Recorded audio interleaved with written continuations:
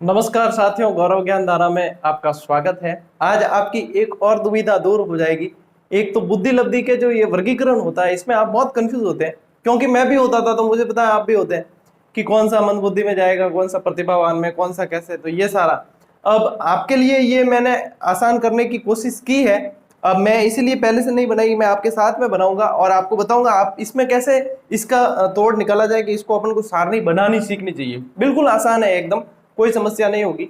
अब ये जो सारणी मैं लेकर आया हूं साथियों आपके लिए, उसमें ऐसा है कि जितने भी सोर्सेज है उन सब का मिश्रण करके एक आपको ऐसा निचोड़ दे रहा हूं जिसमें से आप लगभग उत्तर तक पहुंच जाओगे कि इसका ये, अब जैसे टर्मन के अनुसार अलग है या उसके अनुसार अलग है, वो सारे मतलब मिक्स होके आपके पास में आ जाएंगे। अब उसमें ऐसा नहीं है कि अलग अलग बुक्स अलग अलग बातें देती है, मैं आपको उसमें से निचोड़ दे रहा हूं और उसको अच्छी तरीके से आप याद करें तो आपके समस्या नहीं होगी। ठीक है ना, ज्यादा समय नहीं गवाते हुए इसको शुरू करते हैं। आप मेरे साथ साथ बनाने सीख जाओगे तो आपको बिल्कुल ही समस्या नहीं होगी। अब देखो साथियों, सारणी स्टार्ट करनी है अपन को बनानी, ये बनानी आ गई तो फिर आप देखोगे कि आपने बहुत बढ़िया मतलब आपकी इस पे कमांड हो जाएगी।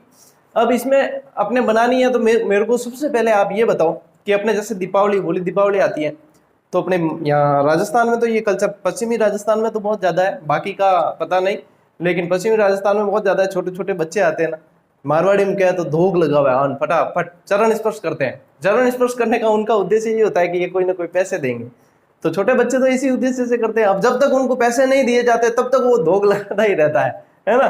10-15 बार मतलब किसी का ध्यान नहीं गया तो वो टपा टप धोग लगा वो इसका रही जब तक पया काड़न नहीं दो। और पैसे, अब देखो पहले का जमाना था जब 1-2 रुपए से काम चल जाता था, फिर 10 रुपए से काम चलने लग गया, और अब ऐसा है 10 रुपए दे दियो तो आपके मुंह पर मार के चला जाएगा वापस। तो अब जो जमाना है ना, कम से कम भी छोटे बच्चे भी आते हैं तो उनको कितने रुपए देने पड़ते हैं? 20 रुपए देने पड़ते हैं। तो सबसे पहले ही पहले आपको यहाँ पर नीचे से शुरू करते हैं आज अपन, ठीक है ना। सबसे पहले ही पहले आपको 20 लिख देना है।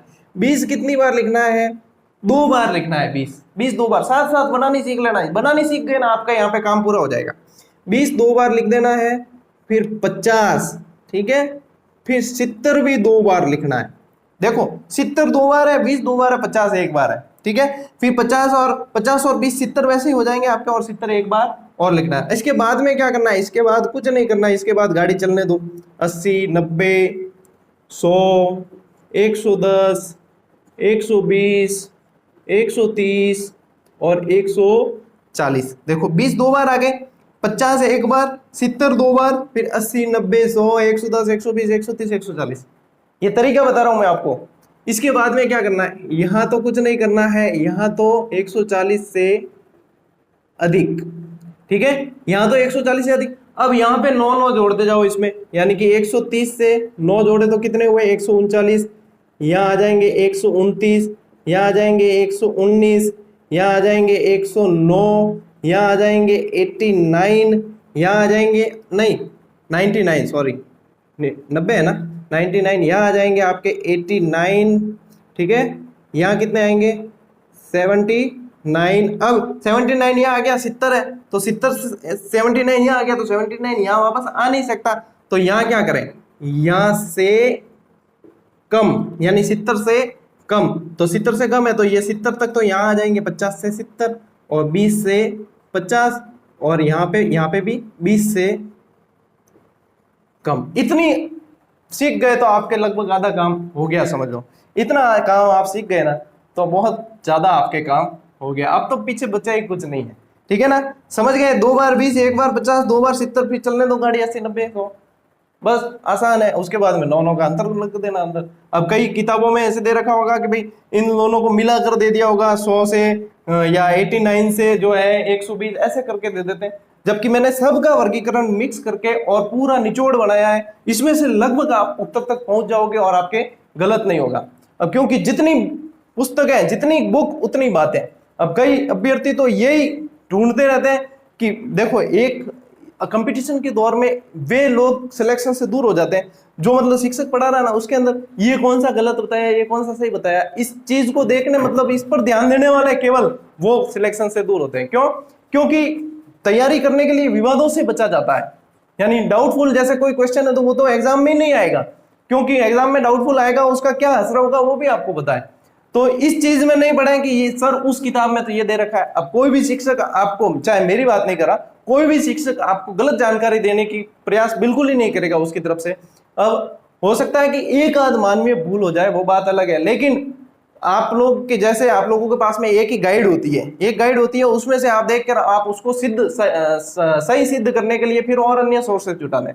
जबकि एक शिक्षक यदि आपके सामने वो मैटर दे रहा है तो कम से कम 4-5 पुस्तकों को पढ़कर मैटर पहुंचाता है। तो इस बात को ध्यान में रखा करें, सिर्फ एक गाइड आपने जो पढ़ा वही सही है, ये थोड़ा सा फिर डाउटफुल लगता है। और वैसे भी अगर गलत मान भी लोगे तो दो विकल्प बचते हैं आपके पास में, या तो जो शिक्षक पढ़ा रहा है उस पर विश्वास कर लो, या आपने जो पढ़ा है उस पर विश्वास कर लो, दोनों में से एक बात है। तो सब बातें तो होने से रही। चलिए अब बताता हूं आगे क्या करना है। आगे ये करना है, ये कैसे होंगे, ये आप लोगों के जैसे होंगे। आप सभी कैसे हैं, प्रतिभाशाली, ठीक है। तो ये प्रतिभाशाली, मैं तो इसमें तो नहीं आता हूं, मैं अभी किस में आता हूं मैं बताऊंगा कि मेरी श्रेणी कौन सी है। आप लोगों की श्रेणी आ गई है, देखो 140 से ऊपर वाले, ठीक है, यानी कि आपको सिलेक्शन देना है। आपसे अपेक्षा मैंने इतनी रखी है।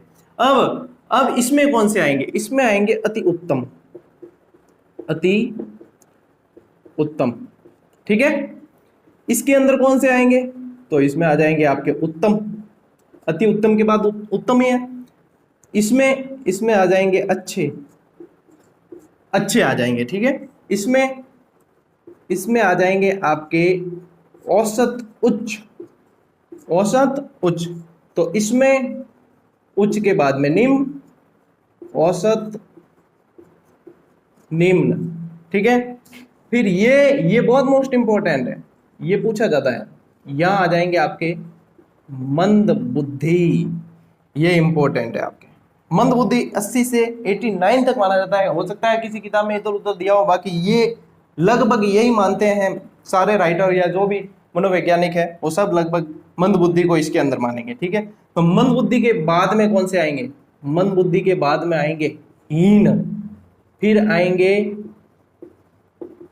निश्चित क्षीण, निश्चित क्षीण, ठीक है, ये इसके अंदर आएंगे। फिर कौन से आएंगे, निश्चित क्षीण के बाद में फिर आ जाएंगे हाँ, निम्न बुद्धि, निम्न बुद्धि। फिर मूर्ख, देखो सही तो है, अपन ने कहीं चूके तो नहीं, ये इसका है, ये इसका है, मेरे को लगता है कहीं चूक गए।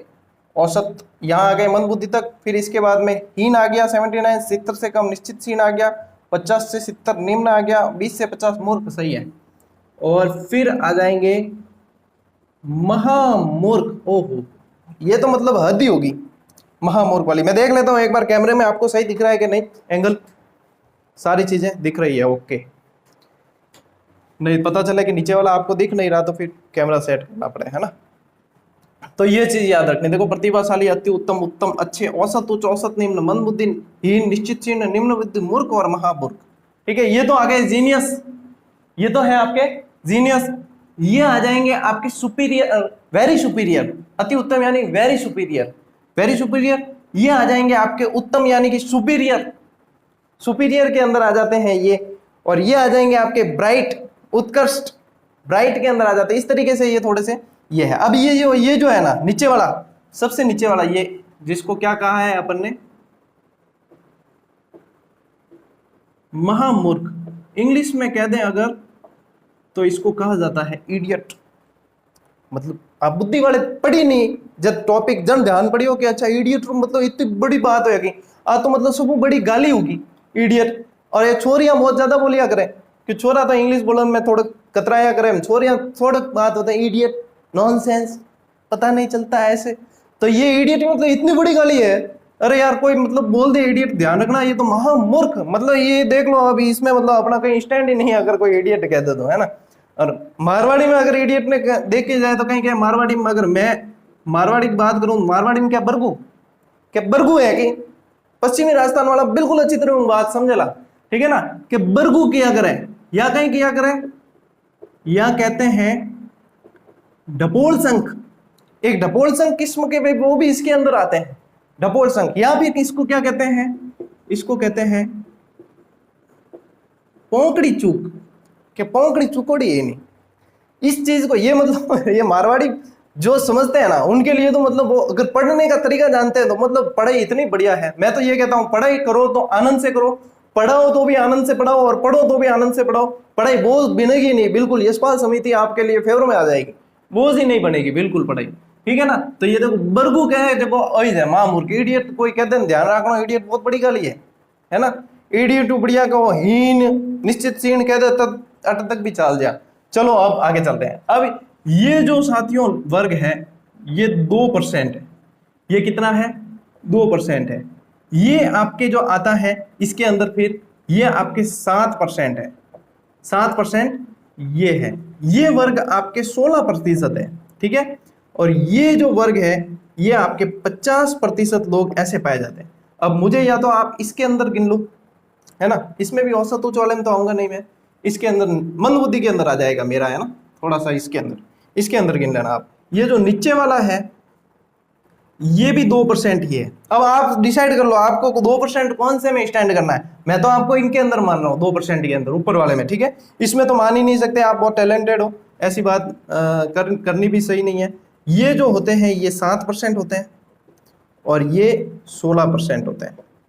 एक बार चेक कर लेता हूं मैं, हाँ सही है, हाँ सही है सही है सही है। हाँ ये वाला थोड़ा सा, ये 16% सिर्फ ये है और 7% में ये आते हैं, ठीक है, ताकि गलत चीज नहीं पहुंचे आप तक। देखो 2% हो गए, ये 7% लोग ऐसे पाए जाते हैं, 16% के अंदर ये 110 से ये इसके अंदर आ जाते हैं और 50% मेरे जैसे लोग भी हैं जो औसत या तो निम्न के अंदर आएंगे, नहीं ये तो आगे इसमें अंदर, और या तो मंद बुद्धि में आएंगे। यही 16% जो है इसके अंदर आ जाते हैं, 7% ये और 2% ये सही है एकदम आप, ठीक है ना। तो इसको हम स्क्रीनशॉट यदि लेना चाहते हो तो ले लिया करो और स्क्रीनशॉट पॉज करके लिया करो, ताकि वीडियो चलते हुए लोगे तो फिर मैं वापस बीच में आना ही हूँ, तो पॉज करके लिया करो ताकि सही रहेगा आपके। स्क्रीनशॉट ले लो फिर अपन आगे चलते हैं।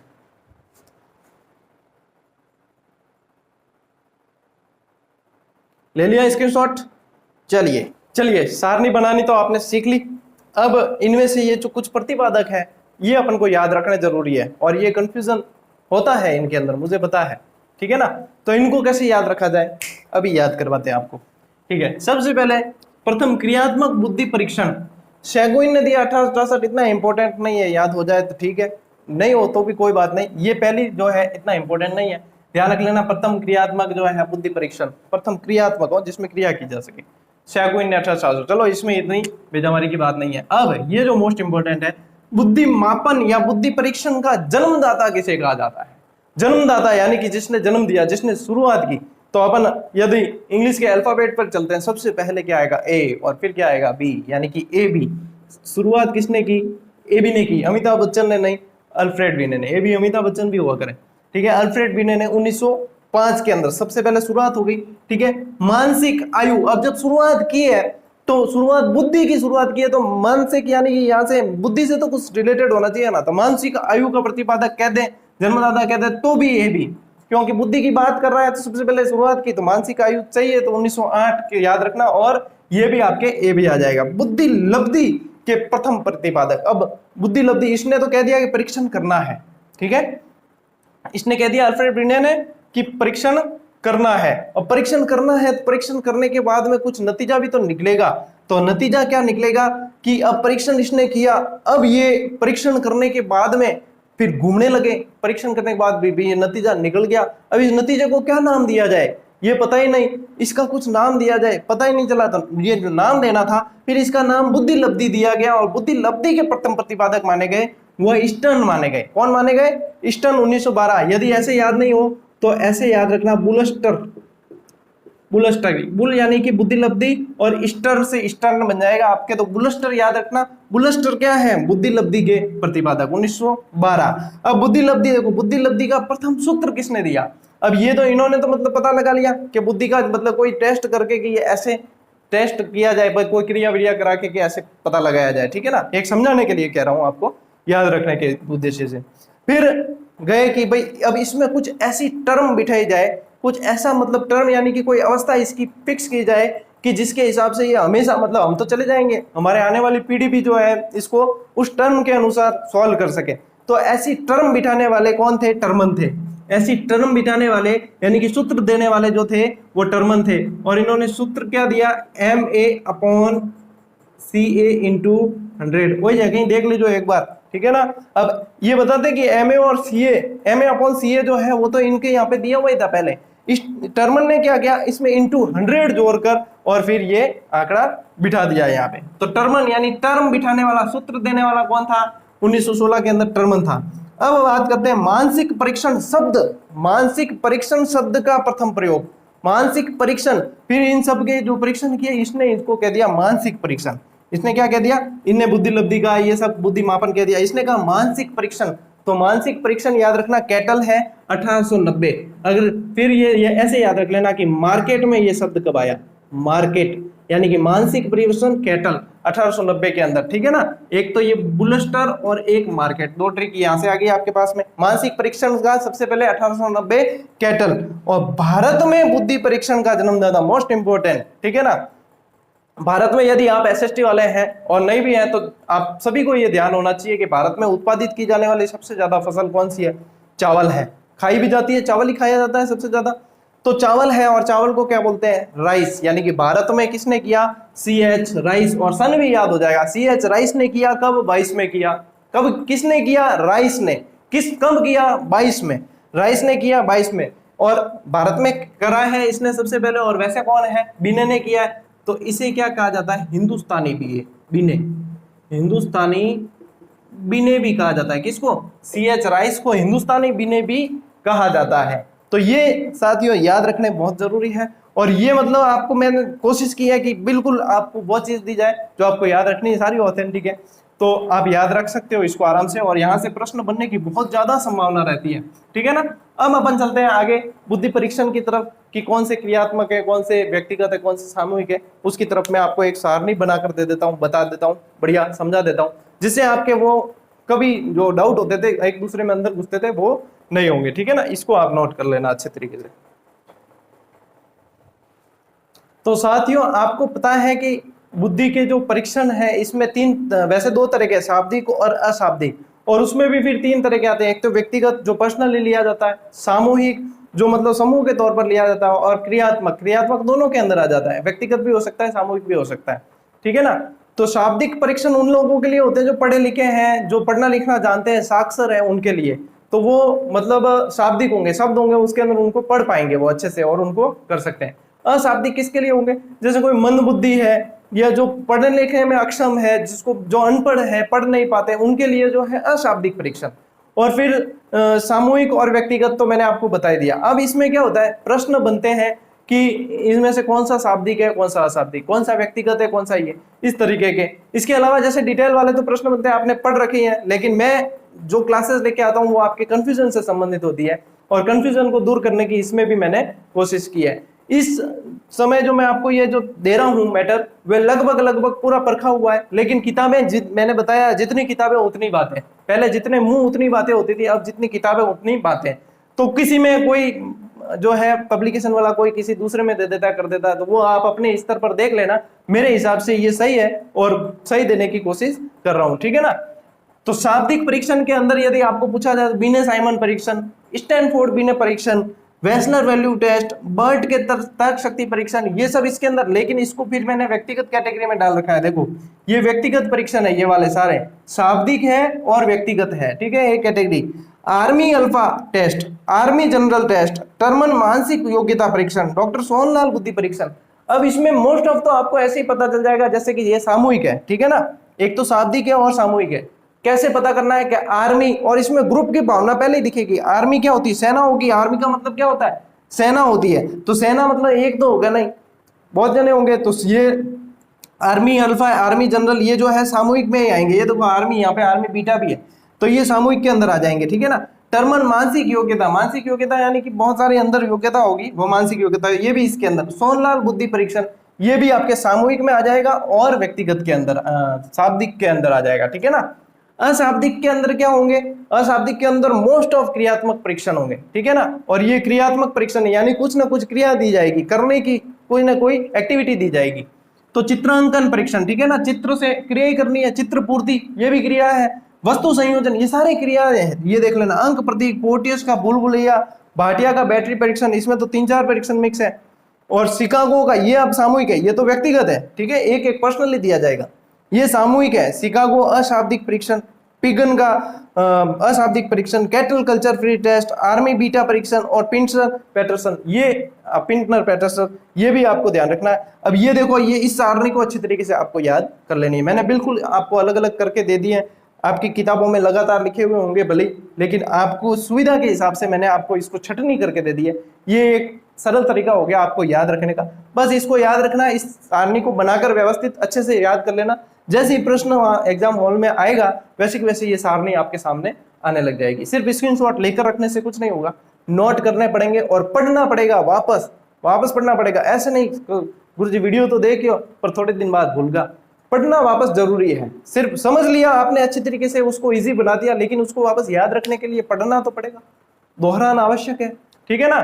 तो ये लगभग देखो कोशिश पूरी की है कि आप लोगों को पूरे समर्पण के साथ में वह चीज दी जा सके जो आपको इस समय चाहिए, ठीक है ना। बाकी ये डिटेल टॉपिक नहीं है, अभी भी कह दूं ये डिटेल टॉपिक नहीं है, डिटेल टॉपिक अपन आगे पढ़ेंगे बाद में। और डिटेल टॉपिक में आपको और भी आनंद आने वाला है और एक एक चीज क्लियर होने वाली है, ये मैं जानता हूं और ये अब आप भी जान गए।